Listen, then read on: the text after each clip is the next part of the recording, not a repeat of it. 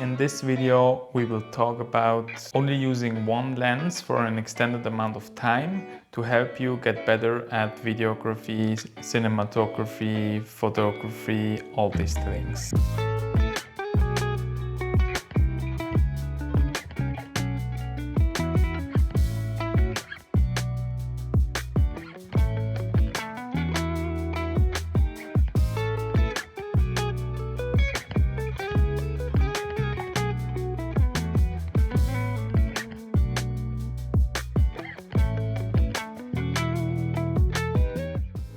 My name is Lucien and I started this YouTube channel some months ago. Right now I'm recording, I think this is video 16. In my day job I'm working as a photographer and a videographer for an agency in Bern, Switzerland. If you want to see more what I'm doing on a daily basis, you can check out the link in the description where you find all the projects we are doing at Cargo Kommunikation.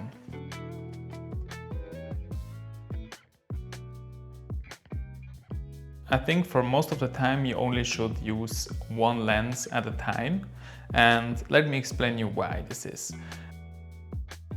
So the problem here is if you work on a passion project or a shoot, you have a lot of different gear with you, you have a lot of different lenses to choose from, and as we all know, the weight of this bag gets heavy really fast. Also, it costs a lot to acquire new lenses, different focal lengths. For example, you also can do anamorphic lenses and you can do spherical lenses, and you have to have a macro or a probe lens, and there is a lot of lenses to choose from, and there is always some new one out where you don't have and you could buy possibly. But even if you got a large amount of lenses to choose from, you only can take one for this specific shot, for this specific photo. And there I think sits the problem.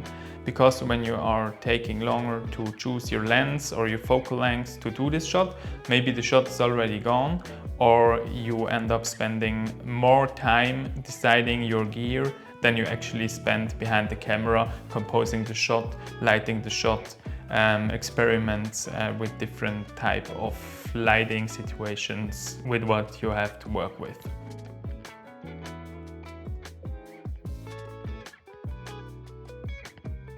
And the solution might sound really stupid or at least simple. It's just use one lens for an extended amount of time. It could be any lens. You just saw some shots taken and all these shots were taken with the same lens. The Nifty 50 from Canon, the 50mm 1.8. And as I used this lens for about 2 weeks on a trip to Sardinia, I learned a lot and I wanted to share my experiences and what I learned from them. And this is a Canon lens. I know a lot of you guys shoot Sony, a lot of you guys shoot with Fuji or even the Nikon ZR. And I don't think this concept is restricted to one camera brand in particular. I think, for example, with the Nikon ZR, it could be this lens. This is the 40mm f2. It's also the cheapest lens available from Nikon. And if I'm bringing my Nikon, at the moment I actually shoot with this lens only, but I also have another project where I'm experimenting with just this lens. This is the Blazer Talon 50mm. And I know these are multiple lenses, but I restrict the use of them. So I'm just shooting, for example, one trip on one lens and then go on from there. And the lens could be a Sony, could be a Canon. I think just the solution is pick one lens and go with this lens for at least a month or even more. You can go up to half a year just shooting one lens in particular and then move on from there.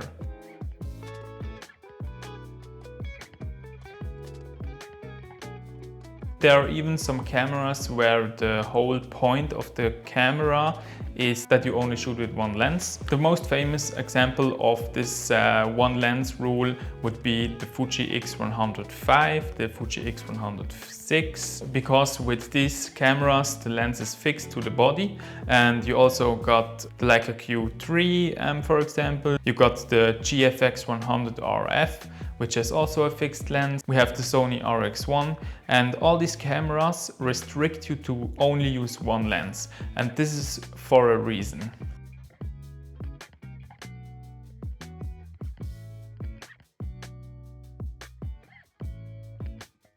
Let me tell you a little bit about the why of using only one lens. The first thing that I learned is you really get to know the specific focal lengths. For example, on this trip to Sardinia, it was the 50mm. You learn the strengths and the weaknesses of this lens, of this glass, of this specific lens. Of this focal length, of the compression. It's not only just the composition or the field of view.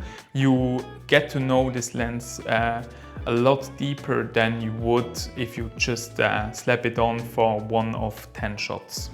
You also get to know it in terms of flares, in terms of build quality, weather sealing, in terms of how they perform in low light, when it's bright outside, for example, how many blades the aperture has, and you really get to know what you like about it, what you don't like about it, and also where you step up from there. Do you need something wider? Do you need something with more compression? Do you need a whole different lens, for example, an anamorphic lens? And also the sharpness is maybe not the best. For example, on these 50mm, this can be an advantage or disadvantage.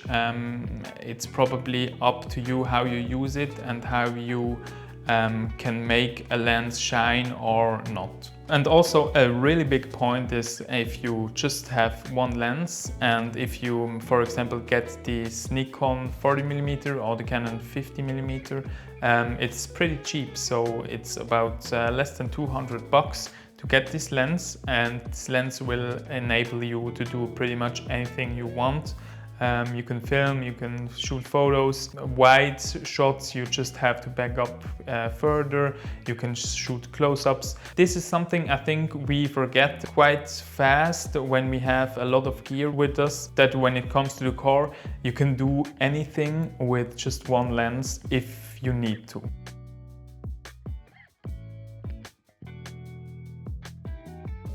And you also save money in terms of different filters you can buy for each lens and accessories for each lens, for example, lens hoods and stuff like that. Another benefit would be you just pack light. If you choose the 50mm or the 40mm, it's quite a small lens, and it almost makes you feel like you are shooting with the X100V or with a small Fuji camera, because the footprint of this camera is so small.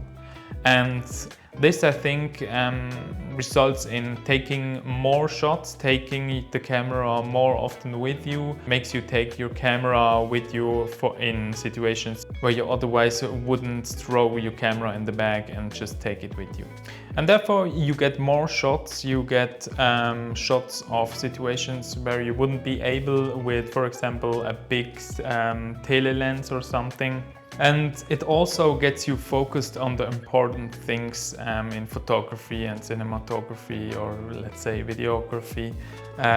You focus on the composition, you focus on where the light is, you are really in the process and not deciding just on your gear. You're eliminating all the fluff that is around getting the shot you want. You just go straight to the car and focus on what's important to get the image speak to an audience or to a viewer, maybe only for you. And often this is the thing where it separates an average shot from a good shot.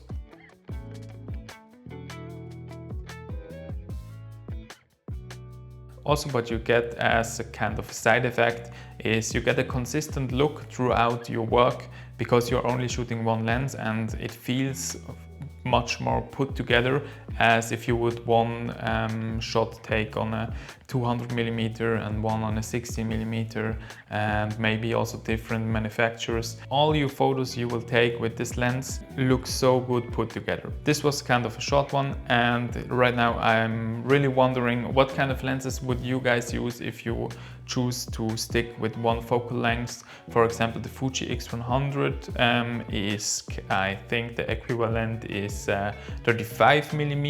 I'm right now shooting on the 40mm from Nikon. Also, I'm just entering a new era with a new lens.